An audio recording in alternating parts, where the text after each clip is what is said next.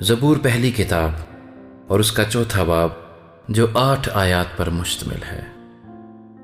جب میں پکاروں تو مجھے جواب دے، اے میری صداقت کے خدا۔ تنگی میں تو نے مجھے کشادگی بخشی، مجھ پر رحم کر اور میری دعا سن لے۔ اے بنی آدم، کب تک میری عزت کے بدلے رسوائی ہوگی؟ تم کب تک بطالت سے محبت رکھو گے اور جھوٹ کے در پے رہو گے؟ جان رکھو کہ خداوند نے دیندار کو اپنے لیے الگ کر رکھا ہے۔ جب میں خداوند کو پکاروں گا تو وہ سن لے گا۔ تھر تھراؤ اور گناہ نہ کرو، اپنے اپنے بستر پر دل میں سوچو اور خاموش رہو۔